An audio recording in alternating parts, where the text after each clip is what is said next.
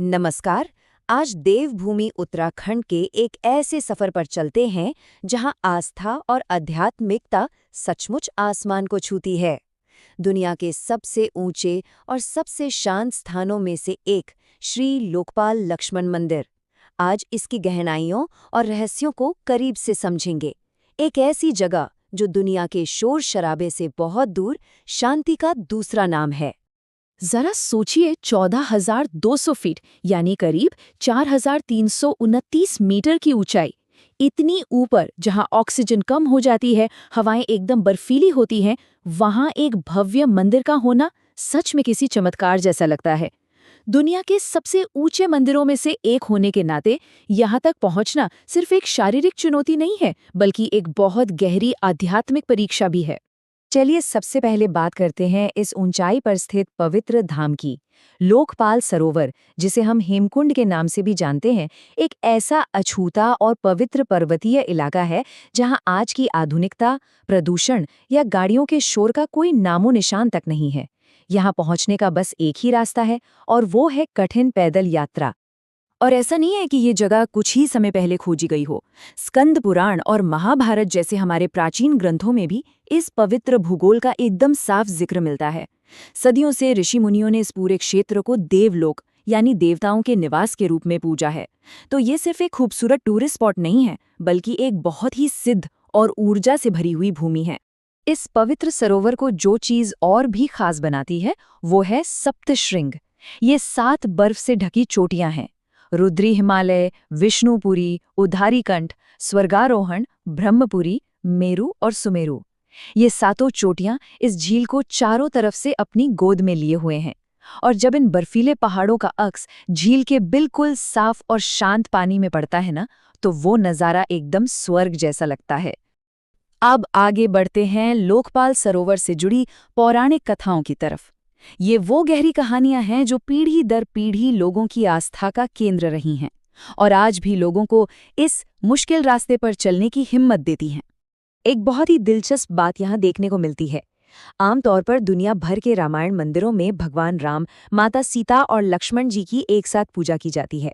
लेकिन ऐसा माना जाता है कि लोकपाल लक्ष्मण मंदिर दुनिया का शायद इकलौता ऐसा मंदिर है जहां सिर्फ और सिर्फ भगवान लक्ष्मण की पूजा होती है। यहाँ उनके साथ प्रभु राम या माता सीता की मूर्तियां नहीं हैं। ये अपने आप में एक बहुत ही अनूठा तथ्य है। अब सवाल उठता है कि ऐसा क्यों है? इसके पीछे रामायण काल की एक बहुत अद्भुत कथा जुड़ी है। कहा जाता है कि लंका युद्ध के दौरान जब मेघनाद के प्रहार से लक्ष्मण जी मूर्छित हो गए थे और हनुमान जी उनके लिए संजीवनी बूटी लेकर आए थे, तो स्वस्थ होने के बाद अपनी खोई हुई ऊर्जा को वापस पाने के लिए लक्ष्मण जी ने इसी झील के किनारे घोर तपस्या की थी। और जब वो पूरी तरह स्वस्थ हुए तो देवताओं ने खुशी में स्वर्ग से फूलों की बारिश की। मान्यता है कि वही फूल आज पास ही मौजूद विश्व प्रसिद्ध वैली ऑफ फ्लावर्स यानी फूलों की घाटी के रूप में खिलते हैं। इसके अलावा एक और प्राचीन मान्यता भी है। हम जानते हैं कि भगवान लक्ष्मण को भगवान विष्णु के शेषनाग का अवतार माना जाता है। तो कहा यह भी जाता है कि द्वापर युग में जन्म लेने से पहले स्वयं शेषनाग ने इसी पवित्र सरोवर के जल में तपस्या की थी। इसी वजह से इस पूरी घाटी को उनकी तपोस्थली माना जाता है। यहाँ से रुख करते हैं 2 धर्मों के अद्भुत संगम की ओर। ये जगह सिर्फ एक धर्म की नहीं, बल्कि 2 महान आस्थाओं के मिलन का प्रतीक है, जहाँ शांति और भाईचारे की सबसे खूबसूरत मिसाल देखने को मिलती है। इसे ऐसे समझिए कि एक तरफ हिंदुओं का पवित्र लोकपाल लक्ष्मण मंदिर है और उससे बस करीब 100 मीटर की दूरी पर सिखों का बहुत ही पवित्र और तारे के आकार का भव्य तीर्थ स्थल मौजूद है, हेमकुंड साहिब गुरुद्वारा। दोनों धर्मों के श्रद्धालु एक साथ कंधे से कंधा मिलाकर एक ही दुर्गम रास्ते को पार करके यहाँ पहुँचते हैं। ये सच में एक बहुत ही भावुक कर देने वाला दृश्य होता है। इस समन्वय की जड़ें इतिहास में काफी गहरी हैं। सिखों के 10वें गुरु गुरु गोबिंद सिंह जी की आत्मकथा बचित्र नाटक में इस बात का जिक्र है कि गुरुजी ने अपने पिछले जन्म में ऋषि दुष्ट दमन के रूप में इसी सरोवर के किनारे घोर तपस्या की थी। और उसी ग्रंथ में ये भी बताया गया है कि पांडवों के पिता राजा पांडु ने भी इन्हीं चोटियों के बीच योग किया था। तो ये भूमि हमेशा से ही तपस्वियों के आकर्षण का केंद्र रही है। अब बात करते हैं उस पल की जो सबसे खास है, संध्या आरती की शांति। जैसे जैसे दिन ढलता है और सूरज इन बर्फीली चोटियों के पीछे छिपने लगता है, तो यहाँ की संध्या आरती का समय एक ऐसा अनुभव बन जाता है जो सीधा रूह में उतर जाता है। बाहर पहाड़ों की जमा देने वाली बर्फीली हवा चल रही होती है, तापमान तेजी से गिर रहा होता है, लेकिन मंदिर के अंदर एक अलग ही ऊर्जा महसूस होती है। अखंड ज्योत की वो गरम चमक, धूप और अगरबत्ती की महक और भगवान की भक्ति का वो गहरा एहसास बाहर की कड़ाके की ठंड को पूरी तरह से भुला देता है।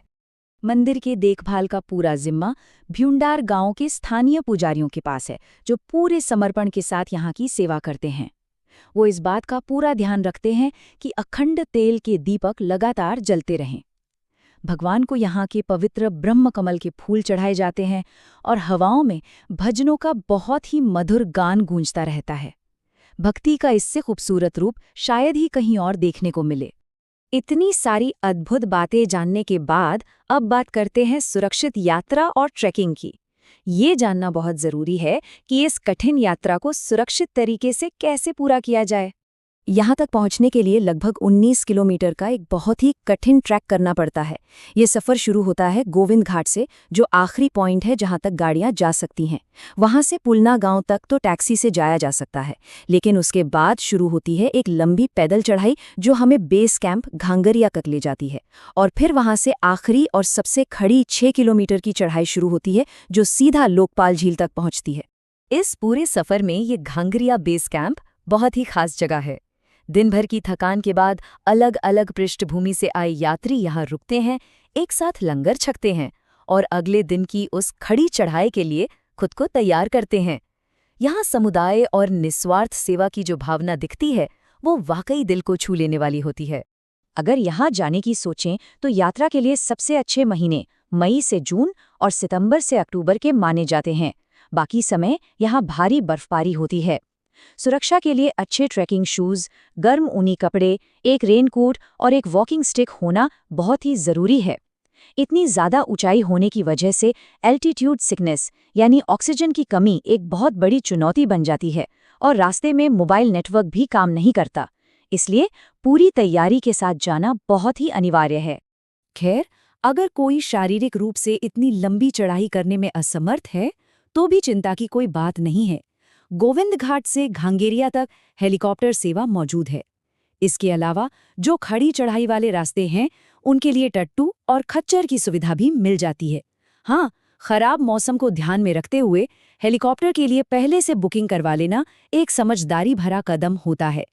अंत में बस यही कहा जा सकता है कि ये सारी थकान, ये लंबी चढ़ाई और सारी तैयारियां तब एकदम सार्थक लगने लगती हैं जब कोई उस शांत सरोवर के किनारे जाकर खड़ा होता है। देवभूमि का ये असीम आकर्षण और यहाँ जो गहरी शांति महसूस होती है, वो मन की हर एक बेचैनी को खत्म कर देती है। सच मानिए, जो सुकून यहाँ है वो दुनिया में शायद ही कहीं और हो। तो आज की इस चर्चा को हम इस एक सवाल के साथ छोड़ते हैं। दुनिया के इस सबसे ऊंचे शिखर पर आखिर ऐसी कौन सी असीम शांति इंतजार कर रही है? क्या एक बार शारीरिक और आध्यात्मिक रूप से इतनी गहराई से बदलने वाली यात्रा पर निकलने के बारे में सोचा जाना चाहिए? इस पर विचार जरूर कीजिएगा। आज के इस सफर में साथ जुड़ने के लिए बहुत बहुत धन्यवाद।